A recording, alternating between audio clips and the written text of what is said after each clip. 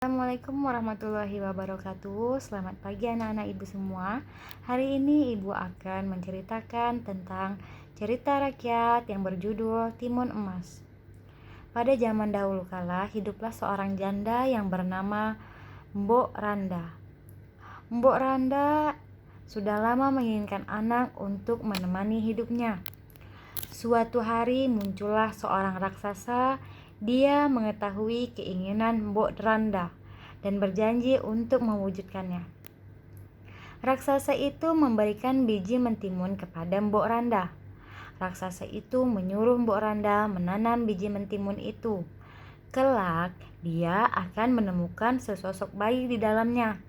Tapi dengan syarat, saat dia berumur 6 tahun, kau harus menyerahkannya kepadaku untuk kusantap, kata raksasa tersebut. Besarnya keinginan untuk memiliki anak membuat Mbok Randa menyanggupi syarat tersebut. Perintah raksasa itu dilaksanakan dengan patuh. Ditanamnya biji mentimun itu dan dirawatnya dengan baik. Di antara beberapa buah yang tumbuh, Mbok Randa menemukan salah satu mentimun yang berukuran sangat besar, berwarna kuning keemasan. Saat dipetik dan dibelah, terdapat sesosok bayi mungil di dalamnya. Mbok Randa lantas merawat bayi yang diberi nama Timun Mas itu dengan penuh kasih sayang. Bayi itu tumbuh menjadi anak yang cantik. 6 tahun sudah berlalu, Timun Mas sudah tumbuh menjadi anak yang cantik. Mbok Randa sangat menyayanginya. Namun kebahagiaannya terusik dengan kedatangan raksasa yang menagih janjinya.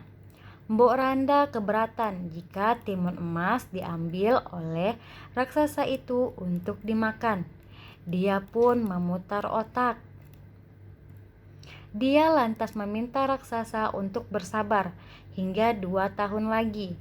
Mbok Randa beralasan tubuh timun mas masih terlalu kecil sehingga tidak enak untuk dimakan. Ternyata raksasa itu menyetujuinya. Setelah itu Mbok Randa akhirnya pergi menemui seorang petapa. Dia menceritakan permasalahan yang dihadapinya dan meminta bantuan petapa itu.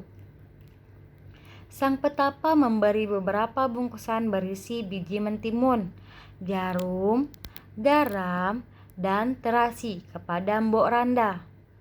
Benda-benda itu nantinya bisa untuk menangkal kejahatan raksasa tersebut. 2 tahun kemudian raksasa itu kembali datang menagih janji. Mbok Randa langsung menyuruh Timun Mas lari sambil membawa bungkusan pemberian dari petapa sakti. Raksasa itu pun mengejarnya. Timun Mas yang sudah kelelahan lantas mengeluarkan bungkusan berisi biji mentimun.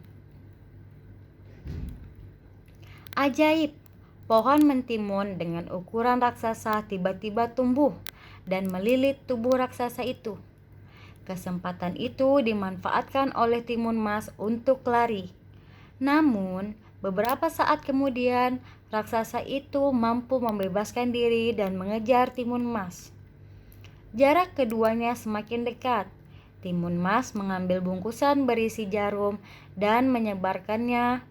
Tiba-tiba tanaman bambu tumbuh dengan lebat.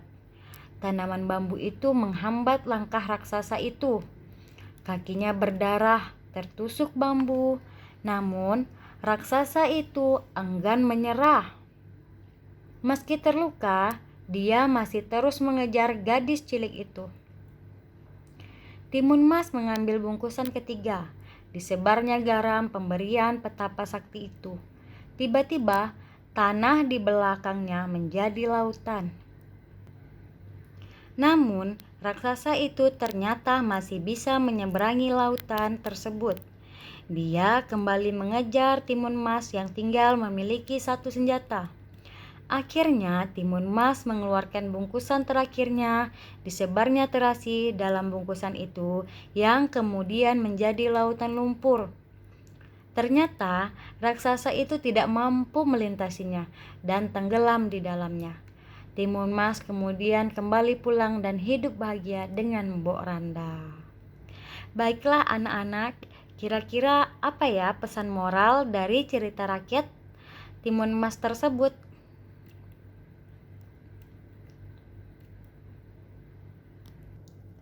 Anak-anak, pesan moral yang terkandung dalam cerita rakyat Timun Mas harus waspada dan berani kepada orang yang memiliki niat jahat kepada kita.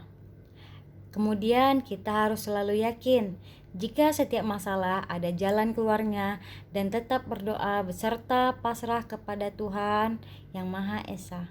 Sekian cerita rakyat dari Ibu. Salah dan kurang Ibu mohon maaf. Assalamualaikum warahmatullahi wabarakatuh.